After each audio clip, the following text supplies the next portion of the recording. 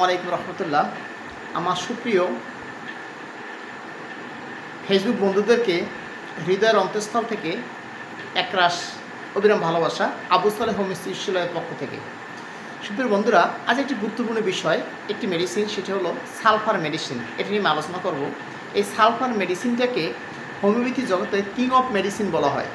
Homeopathy medicine জগতে এই sulphur মেডিসিনটি যদি ডক্টর হানিম্যান এই একটা মেডিসিন আবিষ্কার করে উনি ক্ষান্ত হতেন, তাহলে একটা মেডিসিন দিয়ে সকল চিকিৎসা ব্যবস্থা করা যেত। এর গুরুত্ব এতটুকুই। এটা দৈনন্দিন জীবনে ভাতের সাথে যেমন লবণের ব্যবহার, এই সালফার মেডিসিনটি তেমনি ব্যবহার। সুপ্রিয় দর্শকবৃন্দ, এই সালফার মেডিসিনটির অপর নাম হচ্ছে সাবলিমেটেড সালফার এবং এর সোর্স হচ্ছে একমাত্র মিনারেল বা খনিজ। বিশেষ করে পূর্বার হোসেন ডক্টর হানিম্যান উনি এই মেডিসিনটি প্রুভ করেছেন। এর মাইজম হচ্ছে শরিক, যারা শরিক পেশেন্ট এর মাইজম। এর মেইন ফাংশনাল প্লেসগুলো হচ্ছে বিশেষ করে স্কিনের উপরে কাজটা বেশি করে থাকে এবং ব্লাড সার্কুলেশনের কাজটা করে থাকে, বেলি বা আমাদের যে পেটের ভিতরে কাজটা করে থাকে, চেস্টের উপরে কাজটা করে থাকে, জয়েন্ট পেনের উপরে কাজটা করে থাকে। বিশেষ করে সিমটমগুলো হচ্ছে এই সালফার পেশেন্টরা কিছু সিমটম থাকলে সেই পেশেন্টদেরকে আমরা সালফার ওষুধ প্রয়োগ করে থাকি। বিশেষ করে নাপিত বা বারবার যারা এদের খুরের আঘাতে যে রোগগুলো সাধারণত মাথায় চুলকাতে বা দাড়ি কাটতে যে রোগগুলো হয়, এরপরে রাত্রে ঘুম কম, দিনে সাধারণত ঘুমের মাত্রা এই পেশেন্টদের একটু বেশি। এটাকে বলা হয় এই সালফার যেহেতু টেন্টিসরিক মেডিসিন, তাই এর গুরুত্ব কিন্তু অপরিসীম। বিশেষ করে এর গলা, এই পেশেন্টদের গলাগুলো একটু শুকনো থাকে, এক্সিমা এদের বেশি হয়, হাতে পায়ে এক্সিমাটা বেশি হয়, বিশেষ করে গোপন অঙ্গগুলোতে এক্সিমা হয়।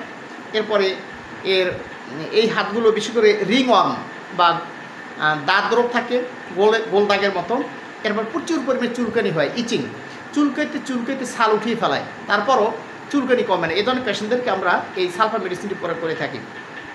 বিশেষ করে এই মেডিসিনটি আবিষ্কার করতে গিয়ে ডক্টর হানিম্যান তার ভিতরে 400 সিমটম জেগে উঠেছিল। তাহলে বোঝেন এর গুরুত্ব কতটুকু। বিশেষ করে সাধারণত পায়ে বার্নিং, বিশেষ করে জ্বালা পড়াটা একটু বেশি থাকে।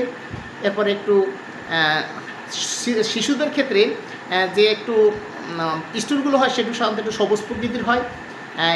এই পেশেন্টগুলো সাধারণত একটু সেলফ সেন্টার্ড, একটু স্বার্থপর এর একটু বেশি হয়। আর ফিজিক্যালি মেন্টালি একটু অপরিষ্কার অপরিচ্ছন্ন থাকে। আমরা এই ধরনের পেশেন্টদেরকে সাধারণত এই সালফার মেডিসিনটি দিয়ে সাহায্য সহযোগী করে থাকি। আর এই পেশেন্টদের আরেকটা সিমটম হলো এরা মিল্ক, ফিশ, এগ এগুলো পছন্দ করে না। এই খাবারগুলো তারা আদৌ কোনো পছন্দ করে না। মাঝে মাঝে এদের থেমে থেমে জ্বর আসে, এই পেশেন্টদের কিছু আরও সিমটম হচ্ছে। এবং এরা বিশেষ করে উচ্চ বালিশে ঘুমাতে পছন্দ করে।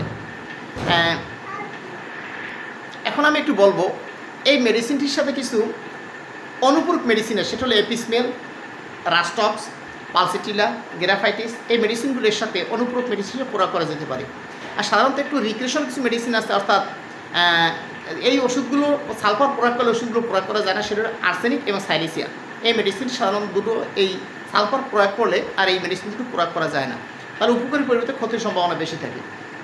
সাধারণত এই রোগগুলো একটু একটা নির্দিষ্ট সময় বৃদ্ধি পায়। সেটা হলে যদি একটু বোরিং রুমে, আবদ্ধ রুমে থাকে, তাহলে এই রোগটা একটু বৃদ্ধি পায়। আর এই রোগটা তখন কমে যখন একটু ওপেন এয়ার, খোলা বাতাসে যখন একটু রোগী ঘুরে ফেরা করে, তখন এটা কমে যায়। এখন একটু ডোজ মাত্রা নিয়ে বলবো। এই সালফার মেডিসিনটি 30 পটেন্সি মেডিসিন কিংবা 200 পটেন্সি মেডিসিন। এরা সকাল দুপুর রাত 5 ফোঁটা করে হাফ কাপ জলের সাথে সকাল দুপুর রাত এই মেডিসিনটি গ্রহণ করবে। আল্লাহর রহমতে রোগী যতই সমস্যা থাকুক না কেন, সে সুস্থ হয়ে যাবে। আবু সালেহ হোমিও চিকিৎসালয় চিকিৎসা সেবায় বদ্ধপরিকর। আপনারা যারা এই যদি ঘোরাফেরা না করে এখানে আসুন, সঠিক সিমটমের সঠিক ওষুধ গ্রহণ করে আপনি সুস্থ থাকতে পারবেন। সকলকে ধন্যবাদ। আসসালামু আলাইকুম রহমতুল্লাহ।